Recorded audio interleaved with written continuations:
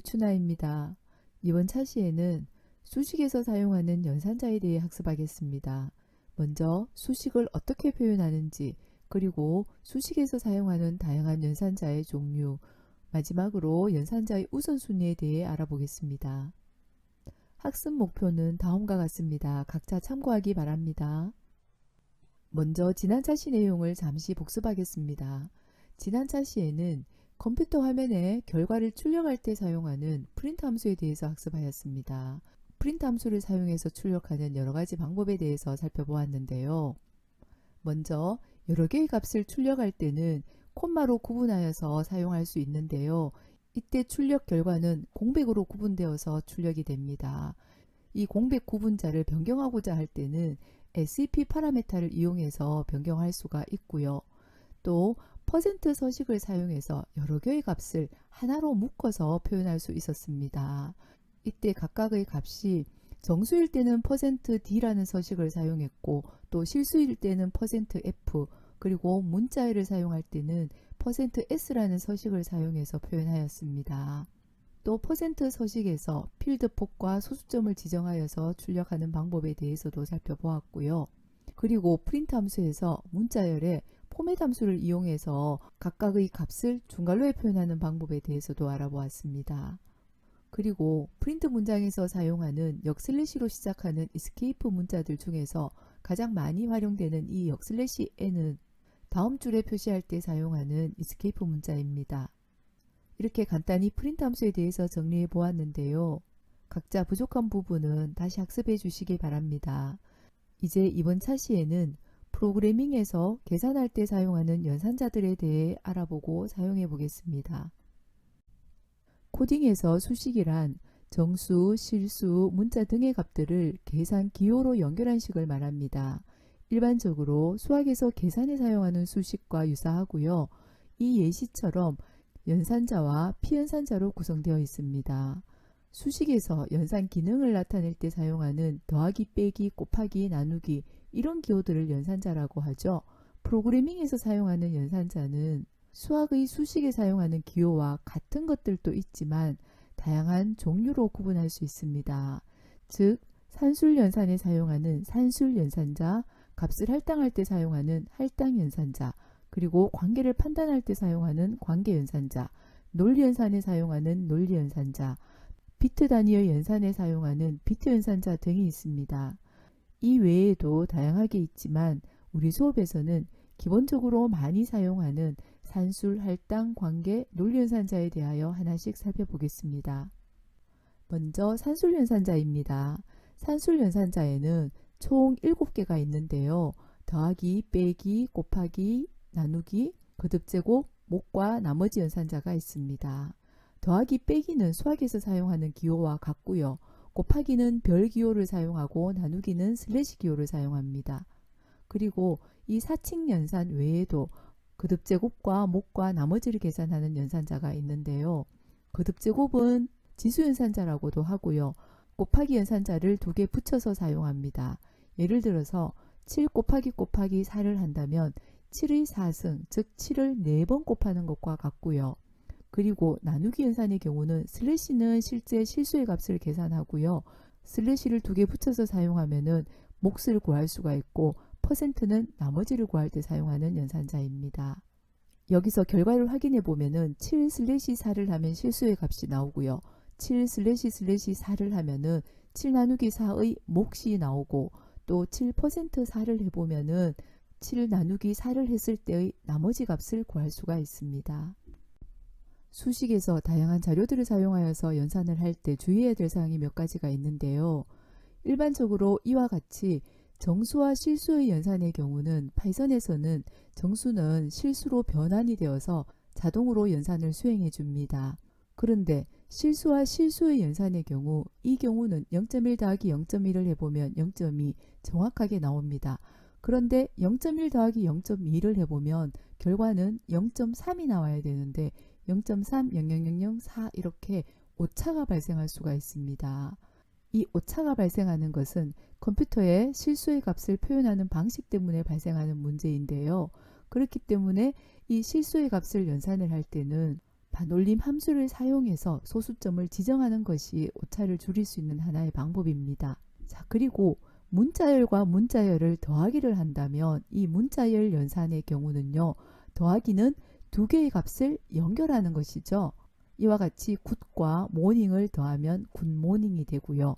그리고 곱하기 연산의 경우에 숫자는 우리가 일반적으로 곱셈 연산이 되지만 문자열의 곱셈의 경우는 문자열을 반복하는 것입니다. 그래서 a를 곱하기 3을 해보면 aaa 이런 결과를 얻을 수가 있고요.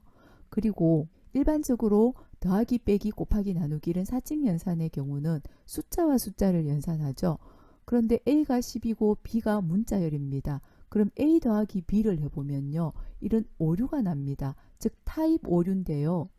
더하기는 정수와 정수 또는 실수와 실수 또는 문자열과 문자열 이렇게 더하기 연산을 사용할 수가 있습니다. 그래서 이 경우는 문자열 연산을 하기 위해서는 하나를 문자열로 형 변환을 해야 되겠고요. 또 숫자 연산을 한다면 또 하나의 값을 숫자로 형 변환해서 연산을 하여야 함을 유의해야 합니다.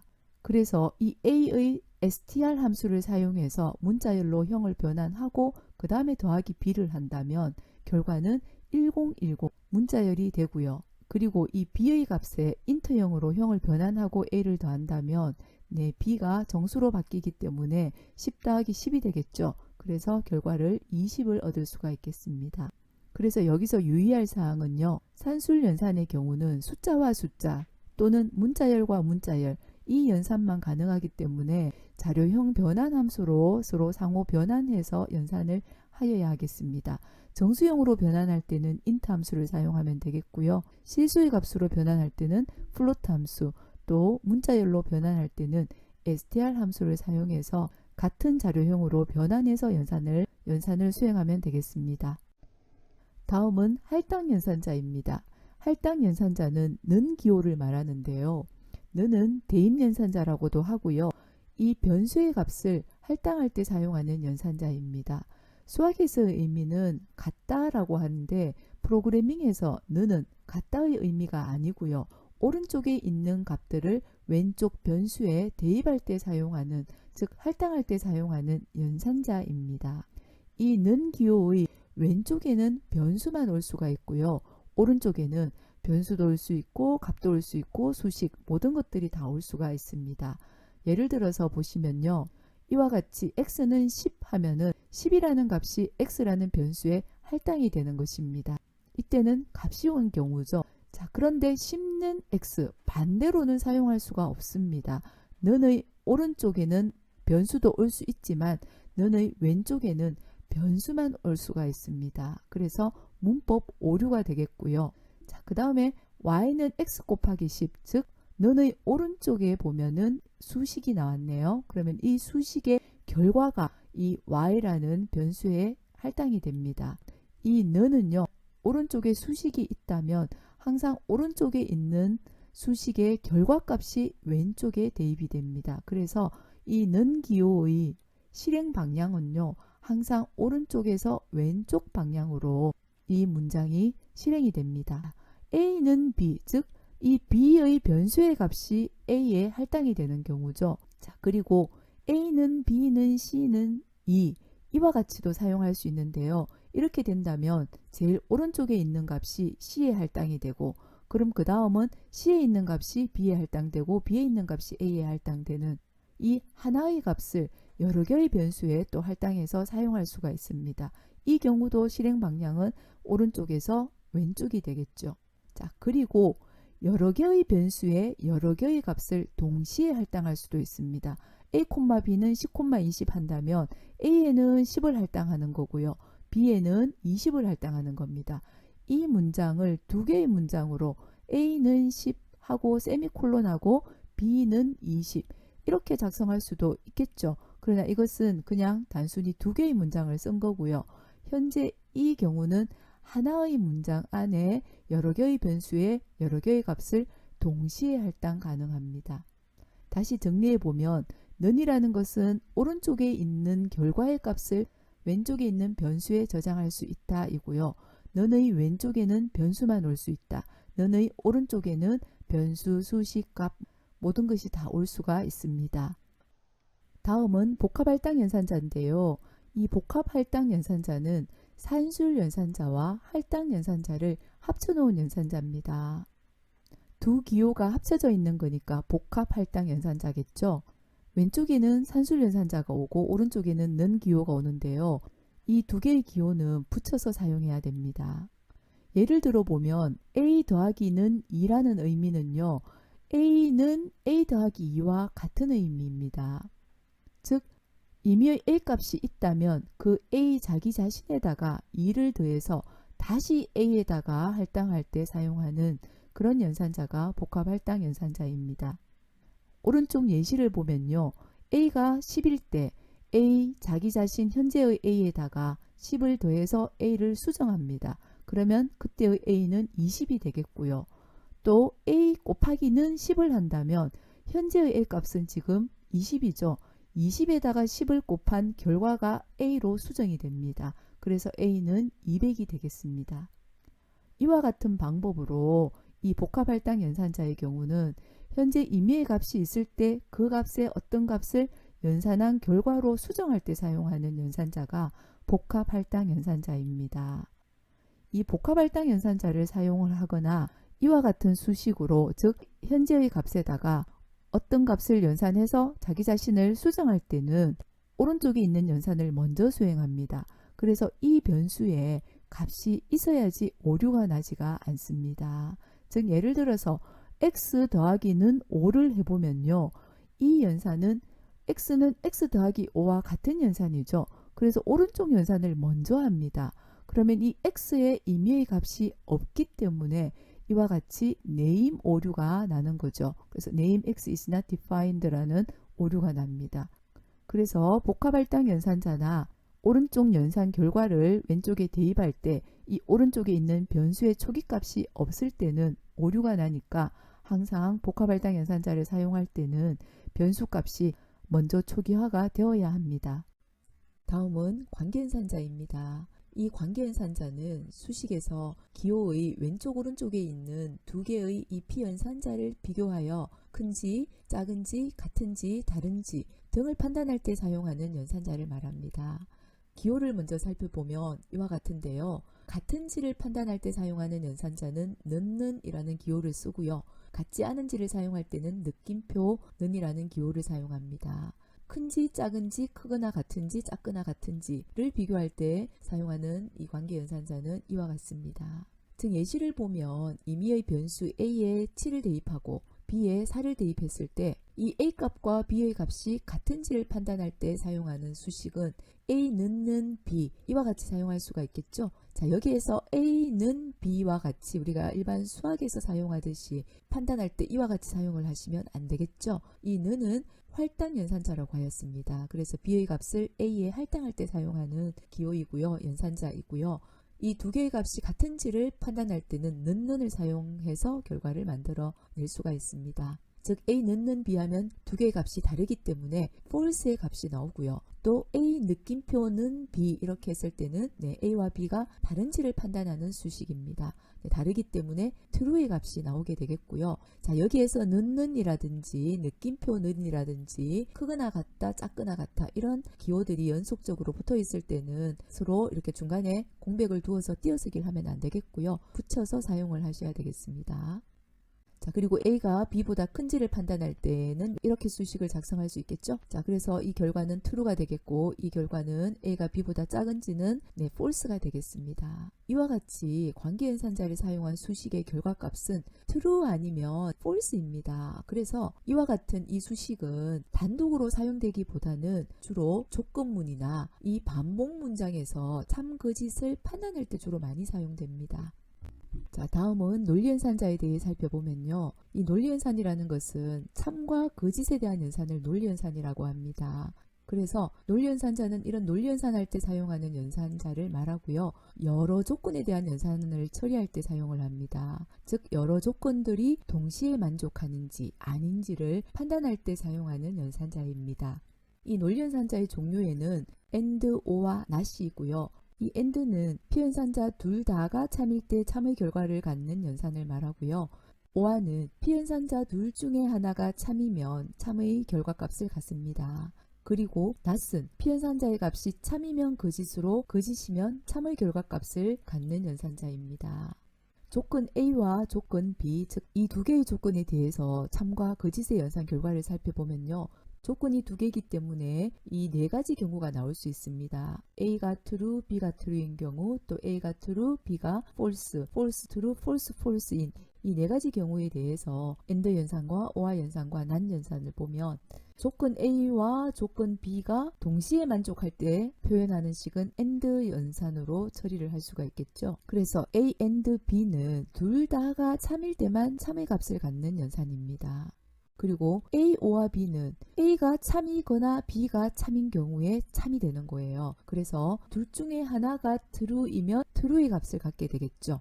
그래서 우리가 일반적으로 임의의 조건 둘 다가 동시에 만족할 때는 AND라는 논리연산자를 사용해서 수식을 표현하고요. 둘 중에 하나, A가 참이거나 조건 B가 참이거나 둘 중 하나만 만족하면 될 때 사용하는 이 수식은 OR 연산자를 사용해서 A, O와 B 이와 같은 수식으로 작성을 합니다.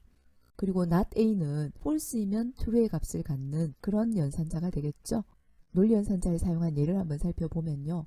x에 10이 대입되어 있고 그 다음에 x가 5보다가 작은지를 판단해 보면 결과를 보면 10이 5보다가 크니까 false가 되겠고요. 이 결과에다가 not을 하면 얘가 false이기 때문에 true의 값이 나오겠죠. 자, 그 다음에 x가 5보다 크고 또 x가 10보다가 작은지를 판단해 보면 즉 이게 하나의 조건이 되겠고 오른쪽에 있는 이 피연산자 얘가 또 하나의 조건이 되겠습니다. 그래서 첫 번째 조건은 x가 5보다 큰가고 두 번째 조건은 x가 10보다가 작은가입니다. 두 개의 조건이 동시에 만족하는지를 판단해 보려고 한다면 AND라는 논리연산자를 사용해서 이렇게 수식을 만들어 주면 되겠습니다. 그럼 이 수식의 결과를 보면은 이 부분은 10이 5보다가 크다 이렇게 되니까 여기는 true가 되겠죠. 오른쪽의 이 조건에 대해서는 10이 10보다 작다 이 수식을 판단해 보면 false가 되겠습니다. 그래서 false의 결과값이 나오겠죠. 마찬가지로 OR 연산에도 같은 방법으로 생각을 해볼 수가 있는데요. 첫 번째 조건 또 두 번째 조건 즉 x가 5보다 크거나 x가 10보다가 작은 경우에 대한 수식을 만든다면 이와 같이 만들 수가 있는 거죠. 그래서 첫 번째 조건이 이거 또 다른 조건은 x가 10보다 작다가 하나의 조건이 되겠습니다. 자, 여기는 true가 되겠고요. 여기는 false가 되죠. 그래서 OR 연산은 둘 중에 하나가 true이면 true입니다. 수식의 결과는 true가 되겠죠. 자, 그리고 true의 값을 정수의 값으로 변환해 보면 1이 되고요. false의 값을 정수로 변환해 보면 0이 됩니다. 그래서 이 왼쪽에 있는 진리표를 true를 1로 표현하고 false를 0으로 표현했을 때 이렇게 되겠죠. 그럼 두 개의 값을 가지고 A and B 여기에서 AND의 경우는 우리는 논리곱이라고 하고 OR의 경우는 논리합이라고 하고 not은 부정이라고 하는데요. 곱이라고 했으니까 두 개의 논리값을 곱하면 된다는 뜻이에요. 그래서 1과 1을 곱해보면 1이 되고 1과 0을 곱해보면 0, 그 다음에도 0, 0 이렇게 되겠죠. 그래서 AND의 연산, 논리연산자를 우리는 논리곱 연산자라고도 표현을 합니다. 그리고 OR 연산의 경우에는 1과 1을 합하면 여기는 2가 되고 여기는 1이 되고 여기는 1이 되고 0이 되죠. 자, 그런데 2를 불이라는 함수를 사용해서 불값으로 표현을 해보면요. true가 나옵니다. 그리고 0은 당연히 false가 나오고요. 그래서 이렇게 true, 1과 마찬가지다 라는 얘기예요. 즉 0이 아닌 모든 수치는 불값으로 표현해 보면은 다 true가 됩니다. 그래서 OR 연산의 경우에 true, true, true, false 이렇게 되고 이 OR 연산을 다른 말로 논리합 연산이다 라고 또 얘기하기도 합니다. 자, 여기까지 코딩에서 주로 사용되는 산술연산자, 할당연산자, 관계, 논리연산자 등 중요한 연산자들 위주로 살펴보았는데요. 자, 이제 이런 연산자들이 하나의 수식 안에 같이 있다면 어떤 순서로 처리되는지 그 우선순위에 대해서 살펴보도록 하겠습니다. 연산자 우선순위라고 하는 것은 수식에서 사용하는 연산자가 두 개 이상의 연산자를 포함하고 있는 경우에 즉 여러 개를 포함하고 있는 경우에 어떤 연산을 먼저 수행할지 미리 약속해 놓은 순서를 연산자 우선순위라고 합니다. 여기에서 우선순위가 가장 높은 것이 괄호고요. 그 다음에 산술, 관계, 논리, 할당 연산자가 되겠습니다. 산술 연산자 중에서도 지수 연산자가 가장 먼저이고요. 그 다음에 부호가 오고 그 다음에 이렇게 곱하기, 나누기, 퍼센트, 몫을 계산하는 연산자가 먼저 우선순위가 높고요.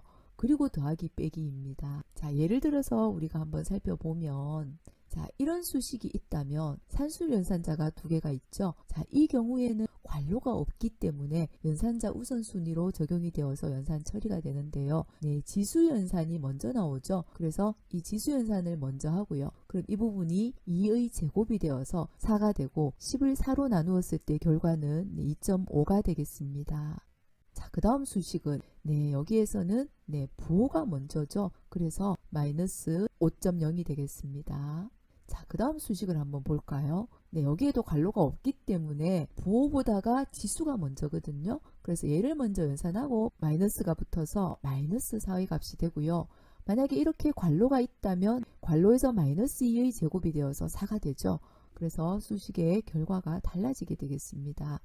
자, 그 다음에 x는 10, y가 200일 때 이와 같은 수식의 결과값을 한번 확인해 보도록 하겠습니다. 자, 리절트를 확인해 보려고 하는 거예요.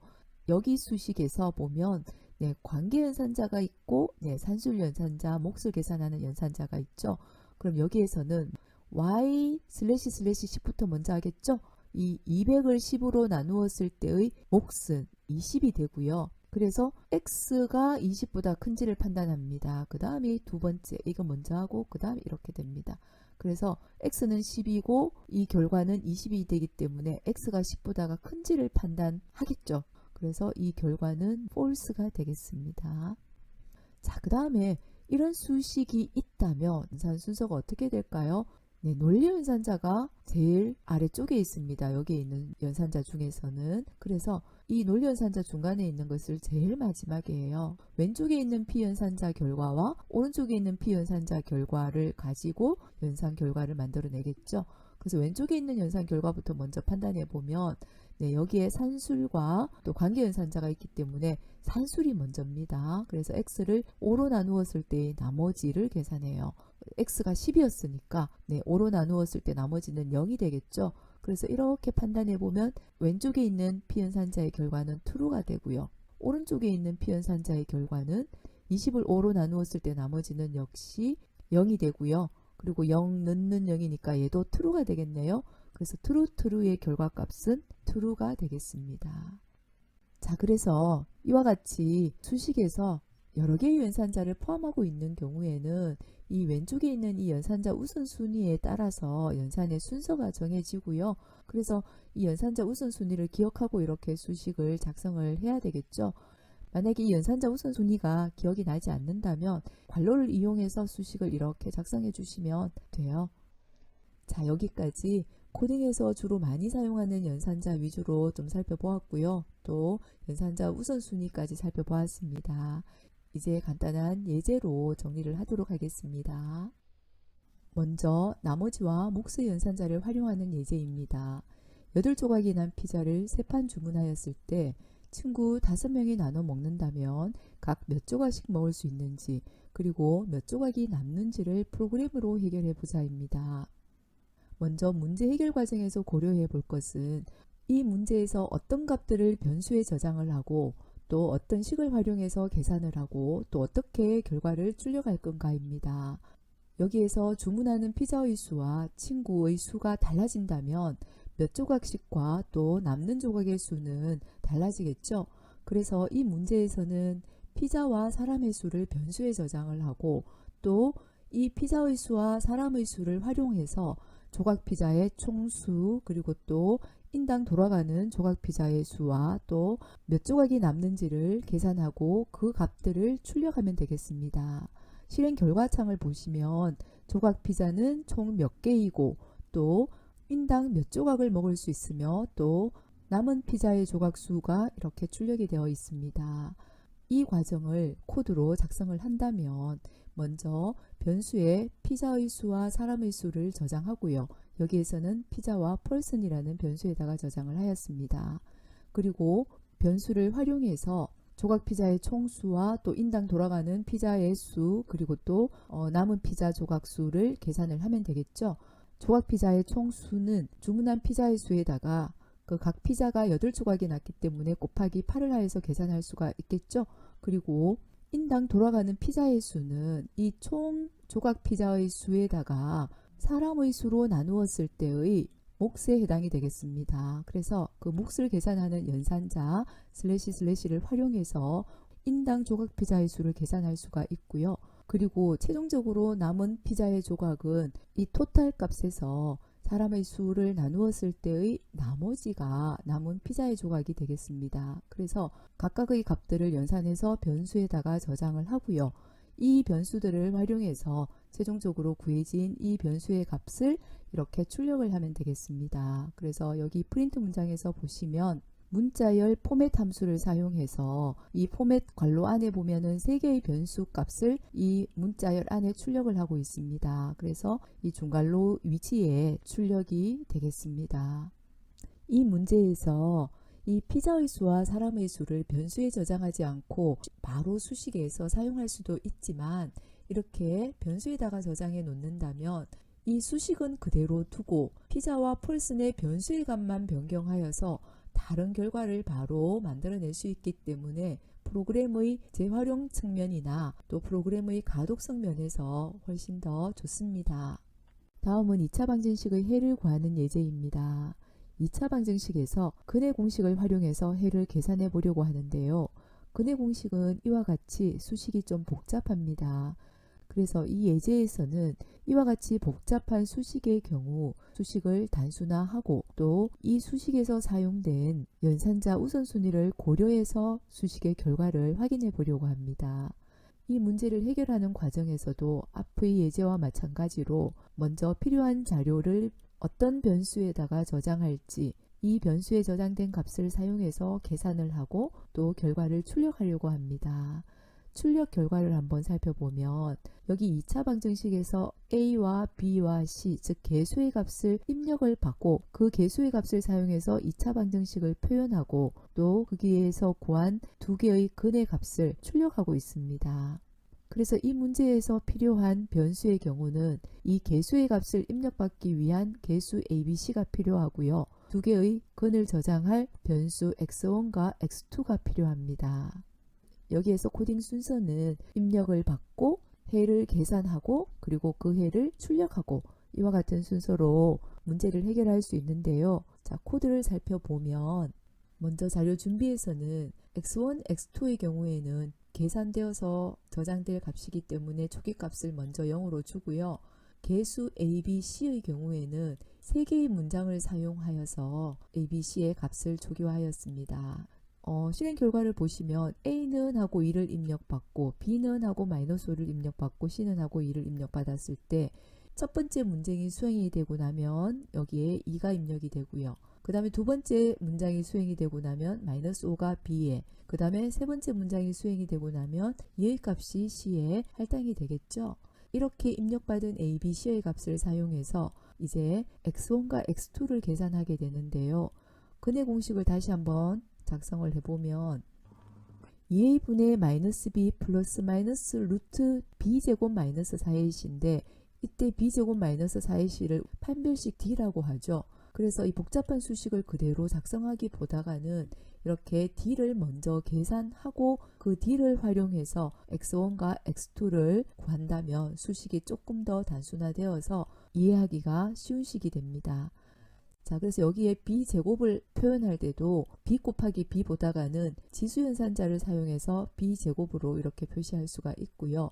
x1의 경우에 2a분의 -b 플러스 루트 d고 x2는 2a분의 -b 마이너스 루트 d입니다.